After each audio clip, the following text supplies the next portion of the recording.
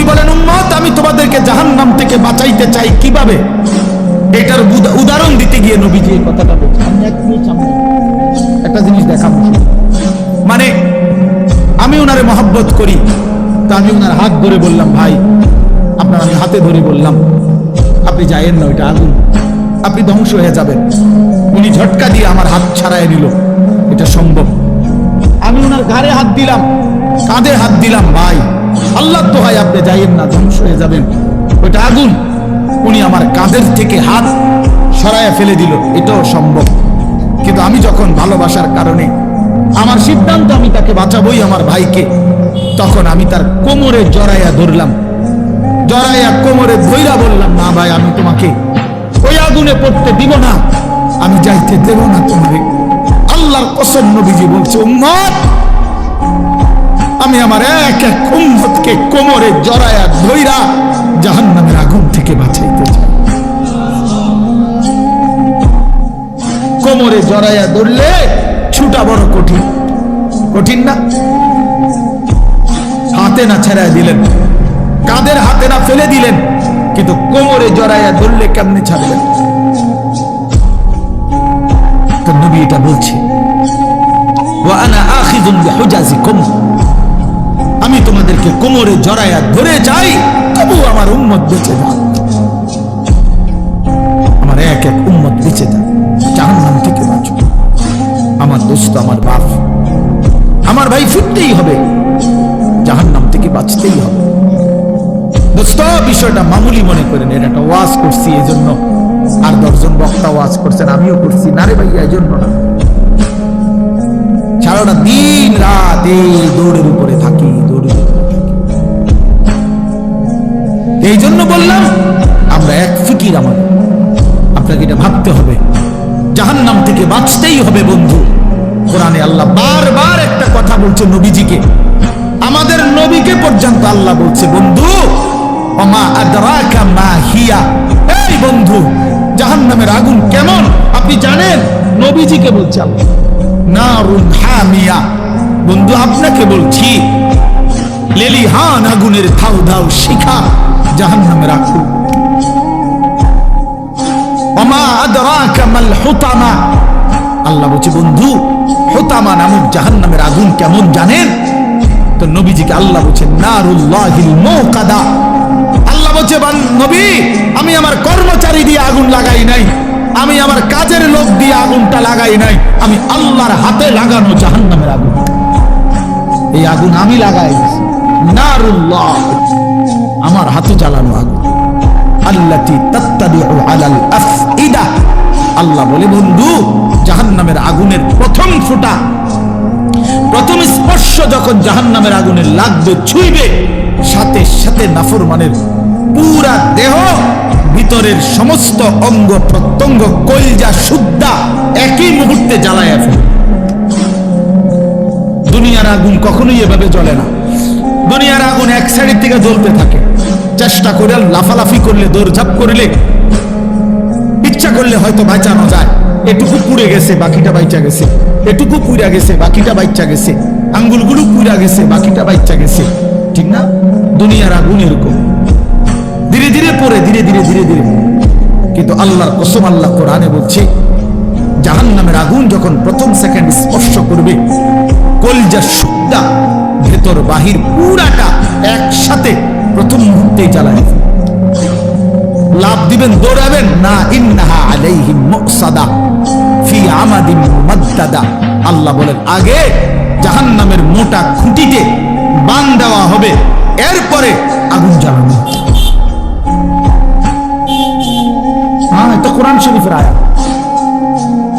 খুযুহু ফাগুল্লু, আল্লাহ বলে ফেরেশতাদেরকে জাহান্নামীকে ধরো এবং বাঁধো, সুম্মাল জাহিমা সাল্লু, এরপরে লাঠি দিয়া জাহান্নামে ছুঁড়ে দাও। কোরআন শরীফের আয়াত। খামখেয়ালি করেন না ছেলেরা, খামখেয়ালি করেন না। হ্যাঁ, একটা মোবাইল, একটা নারী, একটা ছবি, একটা উলঙ্গ দৃশ্য, দোস্ত এটুকুতে এমন সুন্দর জীবন নষ্ট করে দিও না। একটা মোটর সাইকেল দিয়া জিন্দিগি শেষ করে দিও না। মোটর সাইকেল একটা পাইলে কুত্তার মতো যারা চালায়, এমন জোরে ছাড়েই ডারে মনে হয় যেন কুকুরে কামড় দিছে, এই জন্য এটা এত জোরে ছাড়ছে। আশ্চর্য, এটা কি ব্যারাম? এটার কোনো যুক্তি তো থাকতে হবে, বলেন একটা যুক্তি তো থাকা চাই। তুমি এত জোরে ছাড়লা, তুমি তো একটু পরে কাবার্ডের সাথে লরির সাথে একটা ধাক্কা খাইয়া তোমার মাথা ফাইটা যাবে, তোমার পাওটা ভাঙে যাবে, এইটাও বোঝেন। আর যদি বলে যে এত জোরে চালাইছি মানুষে যাতে দেখে, তো মানুষে বা দেখবো কেমনে? দেখতে দেখতে তো তুমি নিমশা। মা কথা বোঝেন না মা। আমি মনে করেন মাত্র পজিশন নিলাম যে আমি সামু ব্যক্তির মোটরসাইকেলটা এইটা তো গেছে গা সান দিলাম, তা আমি কেমনে দৌড়াবো তোমার ভিজি ভিজিরা সাইকেল বললে তোমার এই কারবারটা তো এটা সাহেকে একটা বিকৃত মস্তিষ্ক ছাড়া, অসুস্থ মানসিকতা ছাড়া আর কিচ্ছু। হ্যাঁ হ্যাঁ, আওয়াজ, এটার আওয়াজ, এটা চ্যালেঞ্জার 5, এটা খুইলা এটা একেবারে বিভৎস। মানে ইচ্ছা করে এত বড় শব্দটাকে যার পছন্দ হয়, আমার নিশ্চিত তার সিরা গেছে, তার মাথার তার অন্য কেউ সিরা লাইছে, এটা নিশ্চিত, কোনো সন্দেহ, কোনো সন্দেহ, কোনো সন্দেহ, হ্যাঁ কোনো সন্দেহ। এই জন্য হের মাথার তার সিরা লাইছে দেখে সে মোটরসাইকেলের তার সিরা লাইছে। হ্যাঁ হ্যাঁ, দোনোটা মাতাল।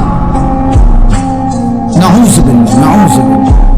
আল্লাহ পাক আমাদেরকে বিবেক দান করেন, ইনসাফ দান করেন, জন্য আল্লাহর কাছে চাইতে হয় তৌফিক। আল্লাহুম্মা আইন্নি আলা যিকরিকা ওয়া শুকরিকা ওয়া হুসনি ইবাদাতিক। আপনার ছেলেটা নামাজ পড়ে না চাচা, কয়দিন চাইছেন এটা? আল্লাহর কাছে চাইছেন কয়দিন? চোখের পানি ফেলছেন কয়দিন? অঝরে কাঁদছেন কয়দিন? ছেলের বিদেশের লাইগা কতজন হুজুরে কইছেন? তোলার নামাজের লাইগা কয়জন হুজুরে কইছেন? বলেন। দোতলার ছাদ ডালাই এটা কইছেন কতজনের? ভাই দোয়া কইরো, দোতলার ছাদ ডালাই খাস একটা দোয়া করো। কিটা খাস দোয়া? কিটা আবার ছাদ ডালার মধ্যে আবার খাস দোয়া কি?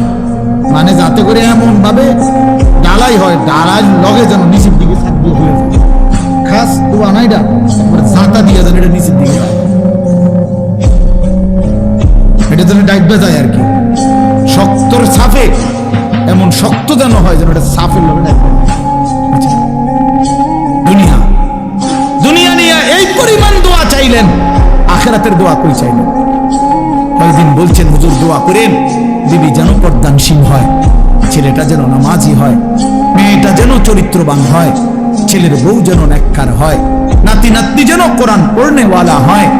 কয়দিন বলছেন? আখিরাত চাইলেন কয়দিন? দুনিয়া চাইলেন কয়দিন? কয়দিন চাইলেন? এই জন্য ইনসাফের সাথে বান্দা বলো না আমি আল্লাহর কি বললে, কেমনে বললে, আর কতবার বললে তুমি আমার কথা মেনে নিতে। অতএব বাপ যারা নামাজ পড়েন না, নওজোয়ান ভাই তোমরা যারা নামাজ পড়ো না, দোস্ত ইনসাফের সাথে এই রাত অন্ধকারে একাকী একটা মিনিটের জন্য হলো যদি মায়ের বুকের দুধ পান করে থাকো ভাইয়া, তো একবার হলো যদি মুসলমানের ঘরে জন্ম নিয়ে থাকো বন্ধু, একবার হলো ভাইব যে তোমার আল্লাহ তোমার কাছে জানতে চাইছে যে বান্দা আমি আর কতবার বললে, আমি আর কত পারা নাজিল করলে। আমি 23 বছর বলে গেলাম, 23 বছর বলার পরও যেহেতু হয় নাই, তুমি বলে দাও বান্দা আমি আল্লাহ আর কতবার বললে, কত বছর বললে তুমি আমাকে মেনে নিতে, আমার কথাগুলো মেনে নিতে। কি বলবে? হ্যাঁ কি জবাব দিবেন বলেন? জবাব দেন, বেনামাজি জবাব দেন, সুদখোর জবাব দেন, এই হারামখোর জবাব দেন, বলেন। আর কত বছর বললে, কতবার বললে সুদ ছেড়ে দিতেন, আর কতবার বললে মিথ্যা ছেড়ে দিতেন। যেই বোনেরা বেপর্দা, ওই বেহায়া বেপর্দা নারীকে জিজ্ঞাসা করেন, এই অসভ্য বেহায়া নারী আর কতবার বললে তুই পর্দা করতি বোন, বল বলে। আহ কিভাবে সম্ভব? আমি জিন্দেগিতে বহুত চিন্তা করে দেখছি, আমি বহুত ভাবছি, বিশ্বাস করেন। একটা মুসলমানের বাচ্চা মুসলমানের ঘরে জন্ম নিয়া, মুসলমান পরিচয় দিয়া, খোদার 365 দিনে 1 বছর কোনদিন ফজরের নামাজ একদিনও পড়লো না, মুসলমানের বাচ্চা এত বড় জানোয়ার কেমনে হইল? আমি এই কথাটা রীতিমতো আমার মন চাইলে ডক্টরেট করি, যেটা বুঝতে যেটা পিএইচডি করা দরকার। কিভাবে সম্ভব? মানুষের বাচ্চা কেমনে এত বড় হাইওয়ান হয়? আরে কোন কি ওমিয়া, এটা কিটা আসল? আমি কোনোভাবে কোনো ক্যালকুলেশন দিয়ে এটা মিলাইতারি না। একটা বছর বেটা তুই নাফরমান, কোনোদিন ফজরের নামাজ পড়লি না? আরে তুই কি মানুষের বাচ্চা রে? এটা কিভাবে সম্ভব ভাইয়া? ওই কোন ঘরে জন্ম নিল? তার মা কোথায়, তার বাবা কোথায়? কিভাবে সম্ভব? ওই মা কেমনে মেনে নিল? ওই বাবা কেমনে মেনে নিল? 16 বছর 18 বছর আপন ঘরে, মা বাবার ঘরে ঘুমায় সন্তান, কোনদিন ফজরের নামাজ পড়ে না। মায়ের চোখেও এক ফোঁটা পানি নাই, বাবার চোখেও এক ফোঁটা পানি নাই। মা বাপ কেমনে মেনে নিল? সন্তান এবা কেমনে মেনে নিল? এভাবে কেমনে আল্লাহকে ভুলে গেল? ইয়া আইয়ুহাল ইনসান মা গাররাকা বিরাব্বিকাল কারীম। রব্বুল আলামিন বলে, বান্দা, হে মানুষ, আমার মতো দয়ালু মেহেরবান মনিব থেকে কে তোমাকে ধোঁকা দিল? কে দিল? এত বড় আসমান দিয়ে আমি আল্লাহ সাজাইলাম, এত বড় জমিন আমি আল্লাহ তোমার জন্য বিছিয়ে দিলাম, এত বড় কায়নাত আমি রব্বুল আলামিন বানাইলাম, বিনিময়ে আমি বুঝি একটা সেজদা পাইলাম না? কেমনে পারলা বান্দা? মা গাররাকা বিরাব্বিকাল কারীম। আল্লাহ বলে, বান্দা, কে তোমারে ধোঁকা দিল? বান্দা, এমন কোন বন্ধু পেলে, এমন কাকে পেয়ে গেলা বান্দা, যাকে পেয়ে তুমি আমার মতো মালিককে ছেড়ে দিলা? 7 আসমান দিয়ে 7 জমিন দিয়ে 24 ঘন্টা নিঃশ্বাস দিলাম, চোখ নাক কান দেহ অঙ্গ প্রত্যঙ্গ সচল রাখলাম। এত কিছুর বিনিময়ে আমি বুঝি তুমি বান্দার দিল মন পাইলাম না, তোমার বুঝি দিল গলাইতে পারলাম না।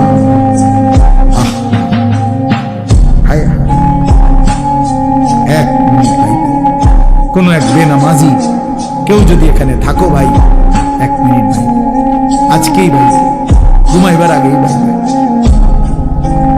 নবীজি জিজ্ঞেস করবে, উম্মত, আমি 23 বছর উম্মত, হাসরের ময়দানে নবী বলবে, আমলনামা দেখাইয়া বলবে, প্রত্যেককে সুপারিশের জন্য নবীজির কাছে চাইতে হলে আমলনামা জমা দিতে হবে। তোমার সুপারিশের কোনো কাগজপত্র নাই, কথা কোনা, কোনো নিয়ম কানুন নাই নাকি?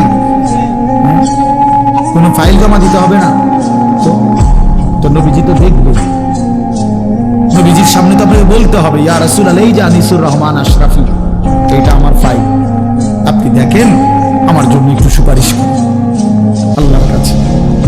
আল্লাহ নবী দেখবে 30 বছর সুদের ব্যবসা, 60 বছর বয়স, 60 বছর পর্যন্ত বিড়ি সিগারেট খাইয়া গেছে। 30 বছর 60 বছর বয়স, কোনদিন গালি ছাড়া কথা বলে না। ছেলেটা বেনামাজি, মেয়েটা বেপর্দা, স্ত্রী বেপর্দা, মৃত্যু পর্যন্ত আমার উম্মতের ঘরে প্রতিদিন রঙিন টেলিভিশনে নাচ গান নর্তকীর ছবি চলছে। তার ছেলে মেয়ে নাতি নাতনি বসে নাচ গান নাটক সিনেমা দেখে গেছে, কোনদিন গালি ছাড়া কথা বলে না, হালাল রোজগার বলতে কিছু নাই। ফজরের নামাজ 1000 পৃষ্ঠা উল্টাইও, ফজরের নামাজ বলতে কিছু নাই।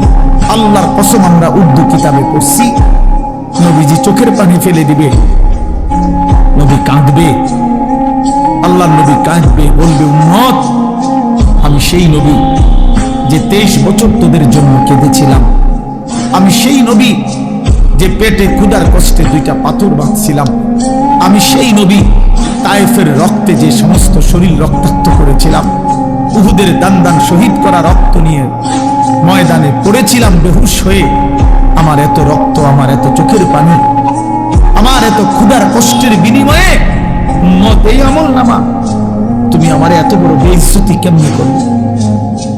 আমি কেমনে আমার আল্লাহর সামনে এটা দেখাবো যে আই মাওলা, এটা শ্রেষ্ঠ নবীর শ্রেষ্ঠ উম্মতের আমল।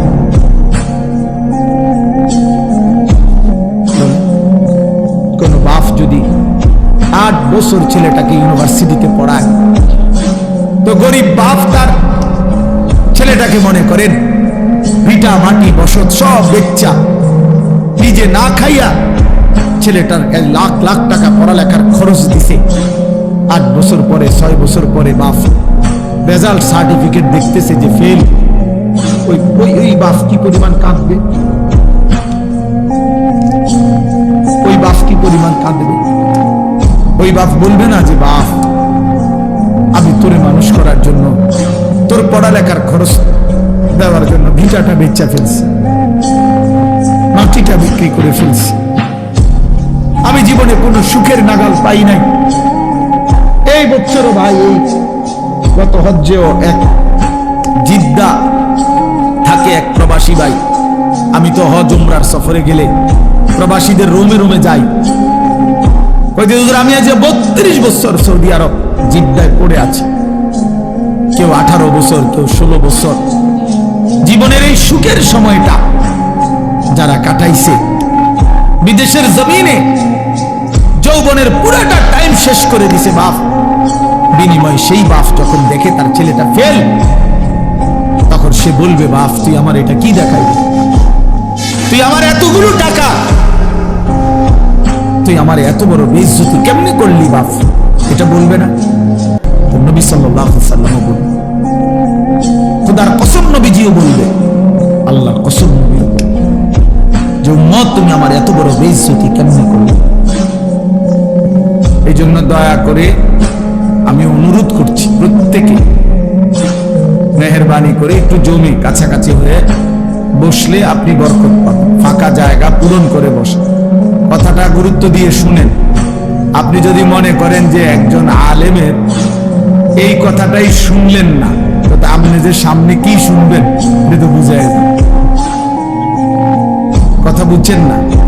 তাইলে প্রথম কথাই যেহেতু পাত্তা দিলেন না, তো পরের কথা আর কি শুনবেন না, তো বুঝাই যায়, ডক দেখেই তো বোঝা যায় যে কি হবে সে। এই জন্য দয়া করে জমে বসলে ভালো।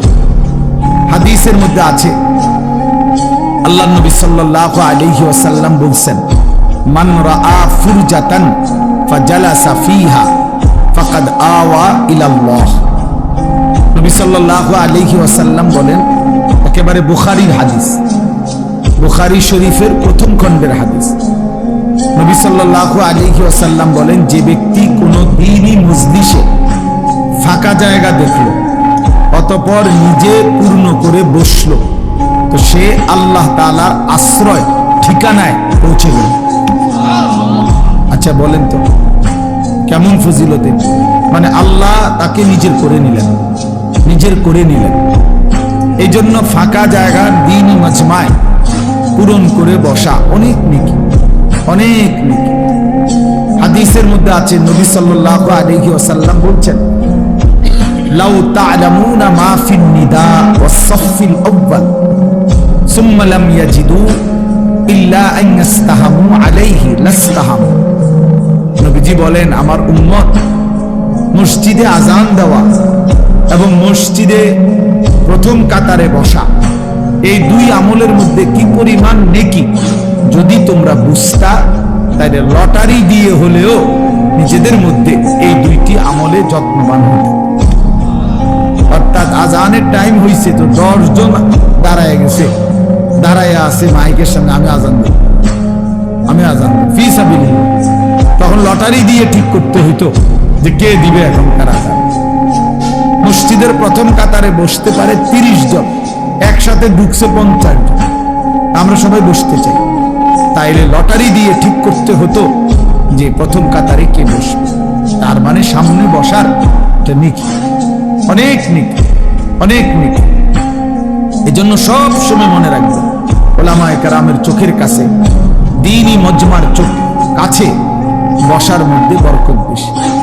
মুসলিম শরীফের হাদিস আছে, আল্লাহ নবী সাল্লাল্লাহু আলাইহি ওয়াসাল্লাম বলেন, খায়রু সুফুফির রিজালি আউয়ালুহা ওয়া শাররুহা আখিরুহা। পুরুষের জন্য সর্বোত্তম হলো প্রথম কাতার, সবচেয়ে অপছন্দনীয় হলো পিছনের কাতার।